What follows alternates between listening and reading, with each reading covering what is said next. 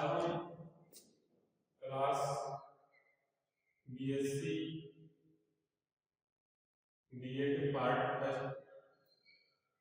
First subject है अपना botany. और बॉटनी में कौन सी बुक चल रही है? Algae lichen and plant matter. और उसमें हम पढ़ रहे हैं एल्गी, ठीक है।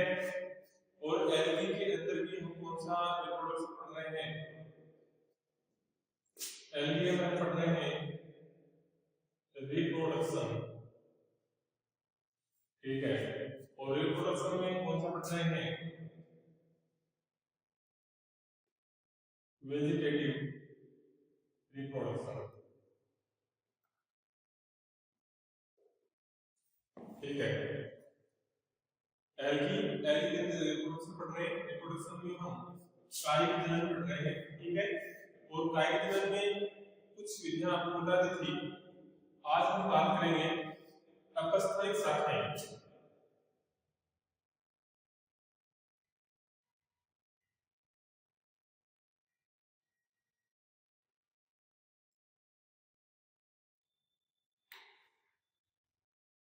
अपस्थानिक शाखाओं से भी शैवालों के अंदर कायिक जनन होता है।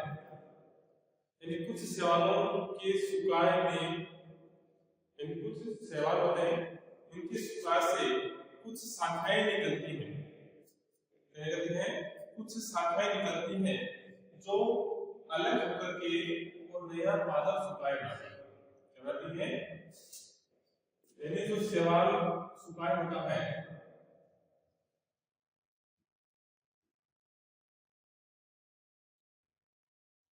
इनसे क्या निकलती हैं?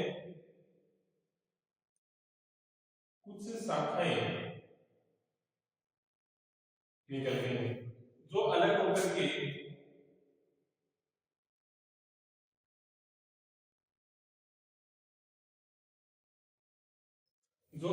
के क्या बनाती है?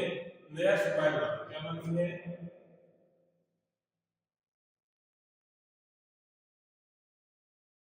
नया सुकाय बनाती है। यानी कुछ एल्गी के अंदर जो मुख्य सुकाय होता है उनसे कुछ शाखाएं निकलती हैं, ब्रांचेस निकलती हैं। और वो ब्रांचेस मुख्य सुकाय से अलग होकर के नया थैलस बनाती है। जैसे डिप्टियोटा एग्जांपल है।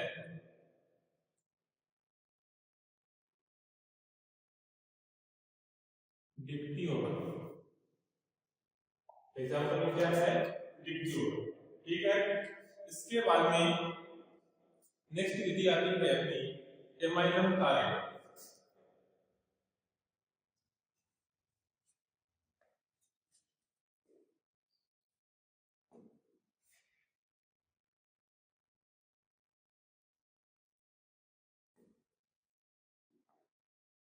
क्या आती है?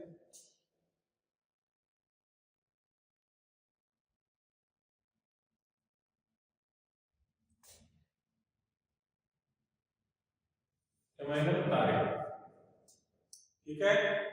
एमाइलम तारे तो ये क्या होते हैं? यह तारे की आकृति की बहुकोशिकीय संचित भोजन युक्त संरचनाएं होती हैं, जिसमें संचित भोजन के रूप में एमाइलम स्टार्च होता है।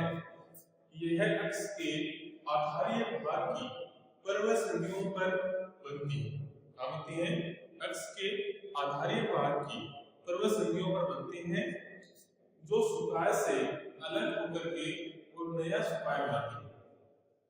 जो सुकाय से अलग होकर के नया सुकाय बनाती है। तो एमाइलम तारे क्या होते हैं? ये तारे की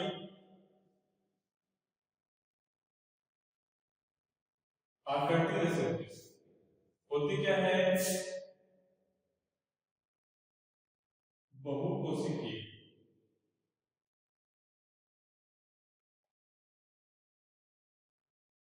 बहुकोशिकीय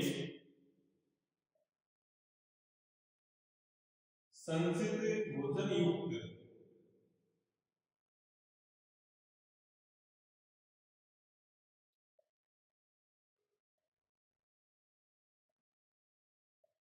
संरचनाएं होती हैं। क्या होती हैं? तारे की आकृति की बहुकोशिकीय मल्टीसेलुलर संचित भोजन संरचनाएं होती हैं, जिसमें संचित भोजन के रूप में क्या करता है? संचित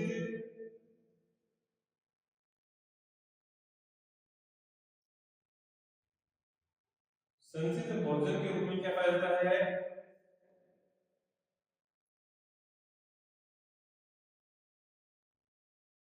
एमाइलम स्टार्च पाया जाता है। क्या कहते हैं? एमाइलम स्टार्च से पाया जाता है। ये कहां पर होती है?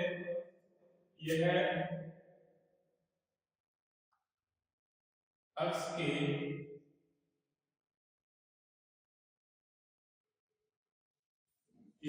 के आधारीय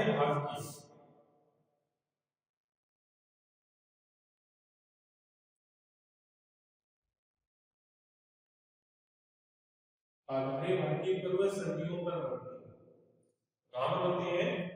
यह अक्ष की आधारीय भाग की पूर्व संधियों पर बनती है, जो अलग होकर के वो नया शिकार बनाती है। क्या बनती है? अलग होकर के वो नया शिकार बनाती है। क्या बनती है? जो अलग होकर के नया शिकार बनाती है। समझ में आ गया? यानी एमाइलन तारे, यह तारे की आकृति जैसी संरचनाएं होती हैं और बहुकोशिकीय संचित भोजन युक्त संरचनाएं होती हैं, और इनमें संचित भोजन के रूप में क्या पाया जाता है? एमाइलम स्टार्च पाया जाता है। क्या पाया जाता है? एमाइलम स्टार्च पाया जाता है। समझ में आ गई बात? बनती कहाँ पे है? यह अक्ष सुकाय के अक्ष के आधारी भाग की पूर्व संधियों पर बनती है। ठीक है? और यहाँ से अलग होकर के और क्या बनती है? नया सुकाय बनती है। क्या बनती है? नया सुकाय बनती है। तो ये विधियां होगी इसकी वेजिटेटिव रिप्रोडक्शन की। ठीक है? यानी कायिक जनन आपका क्या हो गया? कंप्लीट हो गया। क्या हो गया? कायिक जनन क्या हो गया? कंप्लीट हो गया। ठीक है?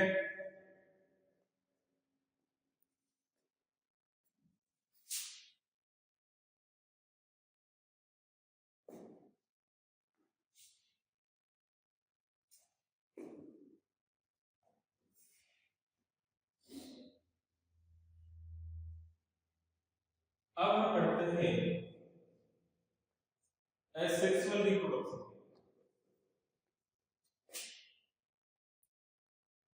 एल्गी है, इसके अंदर एसेक्सुअल रिप्रोडक्शन पढ़ते हैं। ठीक है?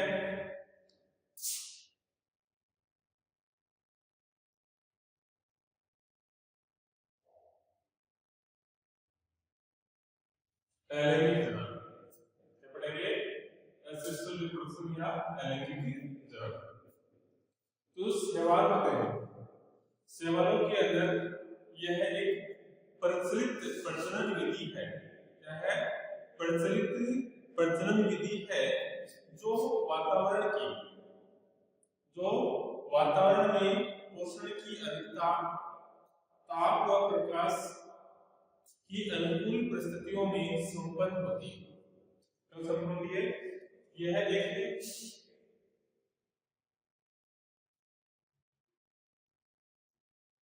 प्रचलित प्रजनन विधि है।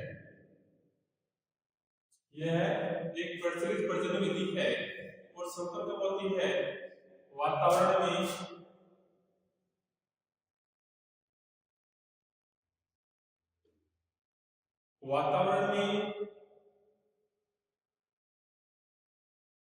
पोषण की अधिकता, यानी वातावरण में पोषण की अधिकता होती है, न्यूट्रिशन की अधिकता पाई जाती है, और साथ में ताप व प्रकाश की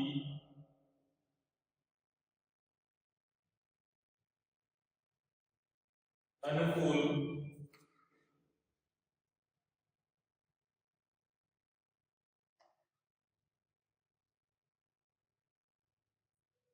परिस्थितियों में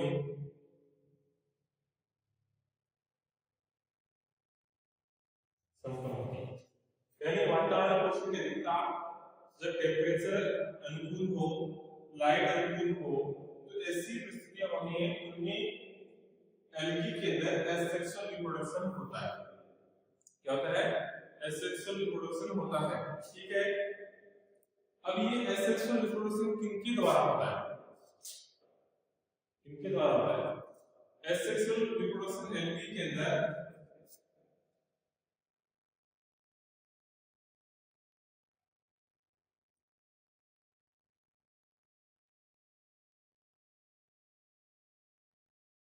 बीजाणुओं के द्वारा होता है। किनके द्वारा होता है? बीजाणुओं के द्वारा होता है। किनके द्वारा होता है? एसेक्सुअल रिप्रोडक्शन एल्गी में बीजाणुओं के द्वारा होता है। और ये बीजाणु है, ये दो प्रकार के हो सकते हैं।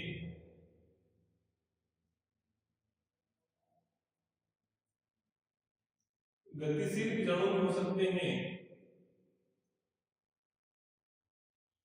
और गतिहीन बीजाणु भी हो सकते हैं। गतिहीन बीजाणु भी हो सकते हैं।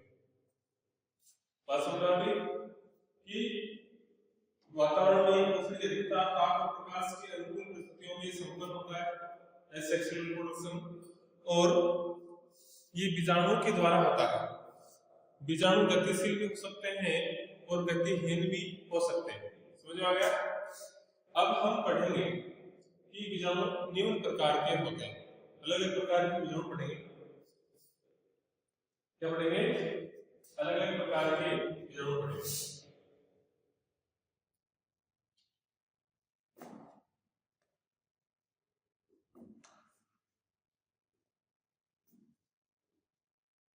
सबसे पहले आता है चल बीजाणु।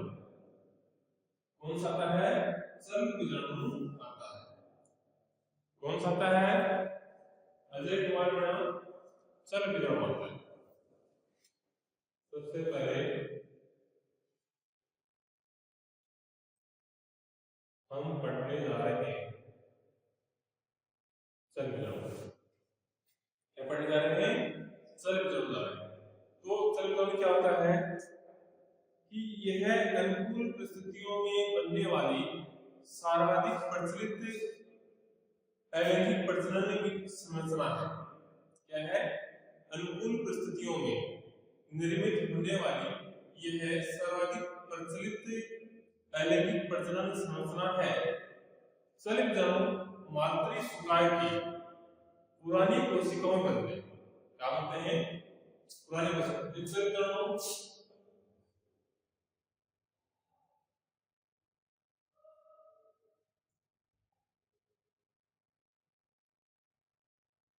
अनुकूल परिस्थितियों में बनते हैं। ठीक है, अनुकूल परिस्थितियों में बनते हैं और सर्वाधिक प्रचलित प्रजनन लैंगिक संरचना है। ठीक है, और यह किससे बनते हैं? चल बीजाणु मातृ शुक्राणु की पुरानी कोशिकाओं में बनते हैं। चल बीजाणु जो मदर शुक्राणु होता है, मदर शुक्राणु की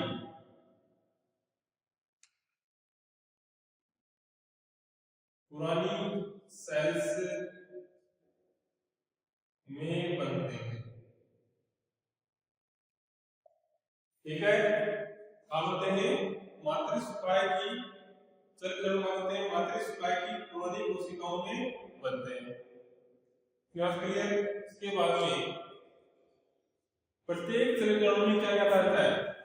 प्रत्येक चल बीजाणु में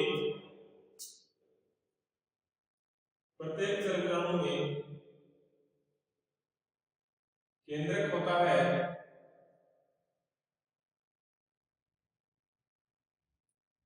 दृक बिंदु होता है तथा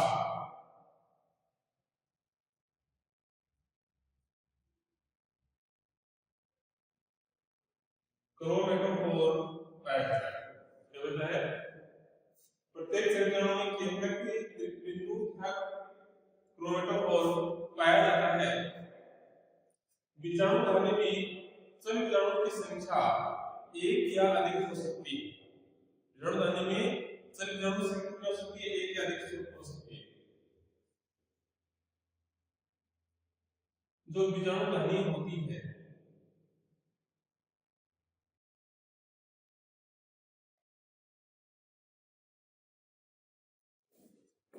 सभी बीजाणुओं की संख्या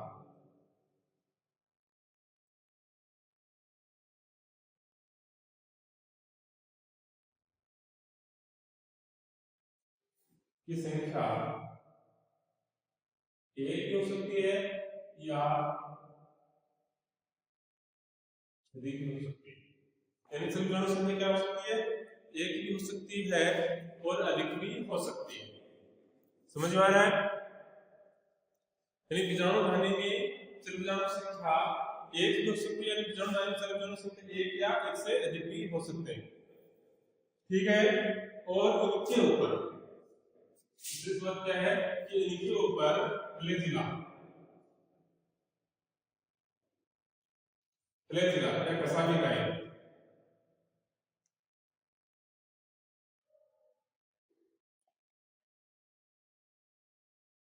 पाई जाती है।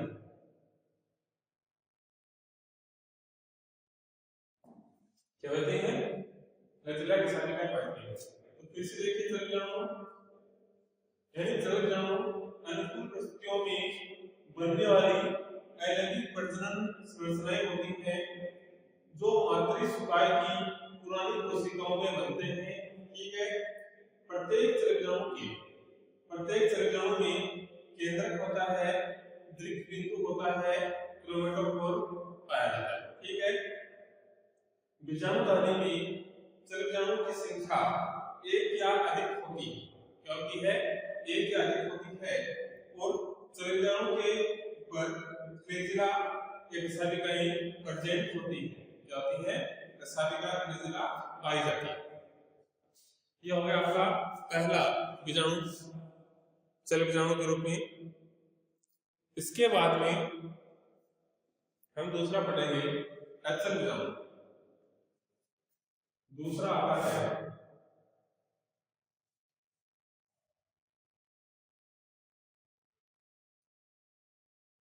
एचल बीजाणु। ठीक है। दूसरा है एचल बीजाणु।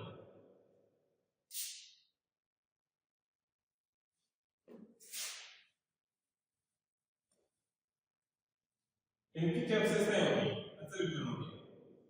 देखो, एक मुख्य विशेषता यह है कि एचल बीजाणु की ऊपर फ्लैजिला नहीं पाई जाती और सेल बीजाणु के ऊपर फ्लैजिला पाई जाती है। यानी सेल बीजाणु क्या होते हैं? फ्लैजिला के कारण क्या होते हैं? गतिहीन होते हैं। क्या होते हैं? फ्लैजिला के कारण सभी बीजाणु गतिशील होते हैं, जबकि एचल बीजाणु फ्लैजिला के कारण फ्लैजिला नहीं पाए जाने के कारण क्या होते हैं? गतिहीन होते हैं। यानी इस एचल के ऊपर फ्लैजिला नहीं पाई जाएगी जिससे वो गति नहीं करते हैं। सभी बीजाणु के ऊपर फ्लैजिला पाई जाती है जिससे वो गति कर पाते हैं। तो एचल बीजाणु क्या होते हैं?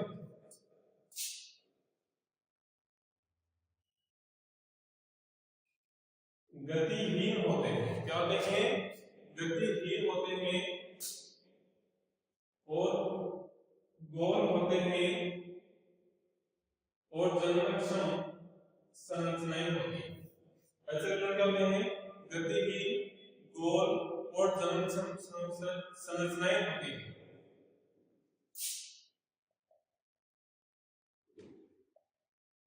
ठीक है। इनके ऊपर एक पतली भित्ति पाई जाती है। इनके ऊपर एक पतली भित्ति पाई जाती है।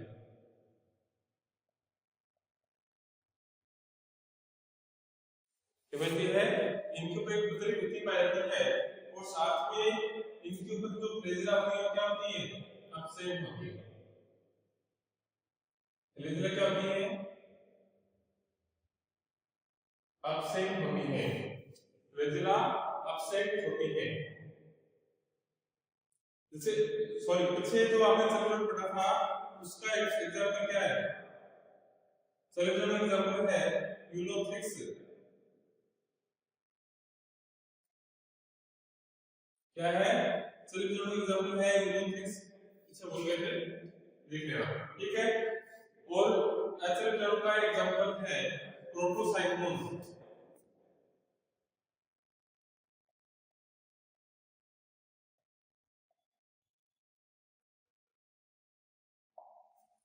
तो इनकी विशेषता क्या होती है एचएल की? कि ये बीजाणु गतिहीन होते हैं, गोल होते हैं और जनन करने योग्य संरचनाएं होती है, ठीक है। इनके ऊपर एक पतली भित्ति पाई जाती है तथा इनके ऊपर फ्लैजेलाएं क्या होती हैं? अपसेट होती है, यानी कशाभिकाएं नहीं पाई जाती हैं। कशाभिकाएं नहीं हो अपसेट होगी तब ये गति नहीं कर पाते, अचल होते हैं। देखो नाम है अचल। अचल का मतलब चल नहीं पाता, गति नहीं कर पाएगा, तो गतिहीन शब्द आ गया। क्या आ गया? गतिहीन शब्द आ गया, ठीक है। और जहां भी अचल नाम आता है लेकिन गतिहीन शब्द नाम आता है तो वहां पर फ्लैजेला भी नहीं होगी। फ्लैजेला क्या होगी? अपसेट, ठीक है। तो इसका एग्जांपल हो गया। फिर ये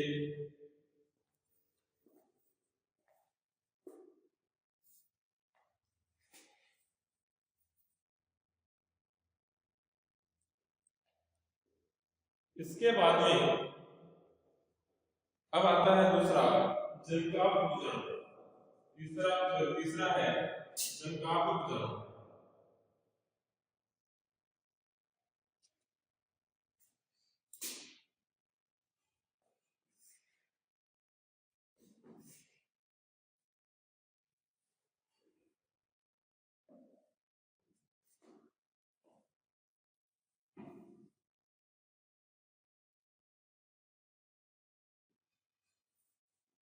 नेक्स्ट तीसरा क्या है? जलकाप बीजाणु। तो इस प्रकार के बीजाणु, ये जलका बीजाणु होते हैं, वो एचएल बीजाणु के समकक्ष होते हैं, परंतु आकार में क्या होते हैं? छोटे होते हैं। क्या होते हैं? आकार में छोटे होते हैं। यानी जलका बीजाणु में क्या होते हैं? एचएल बीजाणु के समकक्ष होते हैं, ठीक है। क्या होते हैं? जिनका बीजाणु एचएल बीजाणु के समकक्ष होते हैं, यानी समान होते हैं, लेकिन अंतर इतना होता है कि ये आकार में क्या होते हैं? छोटे होते हैं। ये आकार में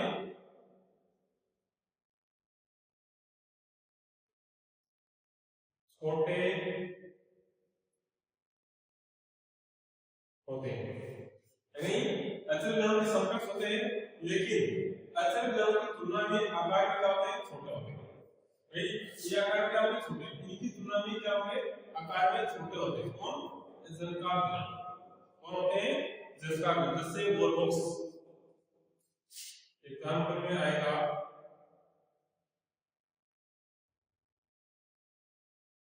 वॉलबॉक्स क्या आता है? Wallbox, clear. इसके बाद में नेक्स्ट आता है सुप्त बीजाणु। चौथा आता है सुप्त बीजाणु।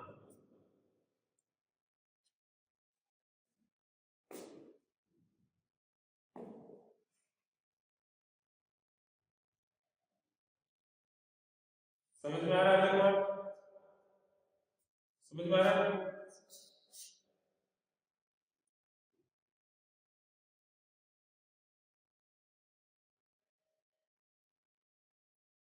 चौथा कौन सा है? सुप्त बीजाणु। सुप्त बीजाणु क्या होते हैं? यह एचएल बीजाणु मोटी भित्ति युक्त होते हैं। क्या होते हैं? मोटी भित्ति युक्त होते हैं और प्रतिकूल परिस्थितियों में निर्मित होते हैं। अनुकूल परिस्थिति आने पर नया पादप बनाते हैं। क्या बनाते हैं? नया पादप बनाते हैं। सूक्ष्म बीजाणु क्या होते हैं? एक तरह से अचल बीजाणु भी होते हैं। एक तरह से क्या होते हैं, अचल बीजाणु होते हैं, लेकिन इनके ऊपर क्या रहता है, मोटी भित्ति पाई जाती है। क्या पाई जाती है, मोटी भित्ति पाई जाती है। और साथ में ये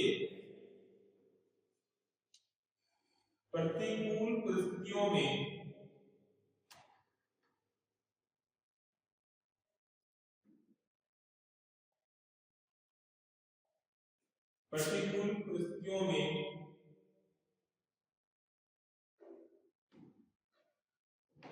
बनते हैं। ठीक है, और जब अनुकूल परिस्थिति आती है,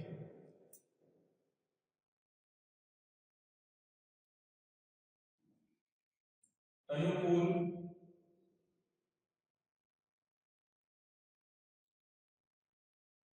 परिस्थिति आने पर नया पादप बनाते हैं। क्या बनाते हैं, नया पादप बनाते हैं। क्या बनाते हैं, नया पादप बनाते हैं। समझ में आ गया कि अचल सुप्त बीजाणु क्या होते हैं, एक तरह के अचल बीजाणु ही होते हैं, लेकिन इन बीजाणुओं के ऊपर मोटी भित्ति पाई जाती है और प्रतिकूल परिस्थितियों में बनते हैं। और मोटी भित्ति इनकी प्रतिकूल परिस्थितियों में सुरक्षा का कार्य करती है। क्या करती है, यानी ये जो मोटी भित्ति होती है, ये प्रतिकूल परिस्थितियों में क्या करती है, सुरक्षा का कार्य करती है। ठीक है, और प्रतिकूल परिस्थितियों में बनते हैं। और जब अनुकूल कंडीशन आती है, तब ये नया पादप बना देते हैं। एग्जांपल में है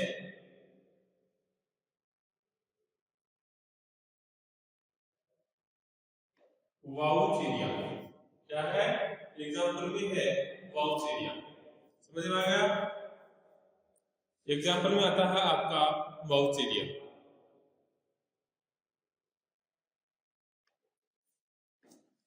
समझ में आ गया, तो ये पहले कौन सा पढ़ा था आपने, सेल बीजाणु पढ़ा था। 2 नंबर पर कौन सा पढ़ा था, अचल बीजाणु। 3 नंबर पर जनकाप बीजाणु और 4 पर सुप्त बीजाणु। तो चल बीजाणु क्या होते हैं, गतिशील बीजाणु होते हैं, जिनके ऊपर फ्लैजिला पाई जाती है, अनुकूल परिस्थिति में बनते हैं। ठीक है, अचल बीजाणु क्या होते हैं, गोल होते हैं, गतिहीन होते हैं, जन्म योग्य बीजाणु होते हैं। ठीक है, और इनके ऊपर फ्लैजिला नहीं पाई जाती। ठीक है, तीसरे नंबर पर था जनकाप बीजाणु। जनकाप बीजाणु क्या होता है, ये अचल बीजाणु के समान ही होते हैं, लेकिन उनकी तुलना में इनका आकार क्या होता है, छोटा होता है। इनका आकार क्या होता है, छोटा होता है। सुप्त बीजाणु एक अचल बीजाणु ही होते हैं, लेकिन इनके ऊपर मोटी भित्ति पाई जाती है। क्या बनती है, मोटी भित्ति पाई जाती है, तो सुरक्षा का कार्य करती है। और प्रतिकूल परिस्थितियों में ये बनते हैं, और अनुकूल कंडीशन जब आती है तब ये नए पादप बना लेते हैं, अंकुरित होकर के जर्मिनेट होकर के नए पादप बना लेते हैं, जिससे लॉस है। Okay, thanks, next class.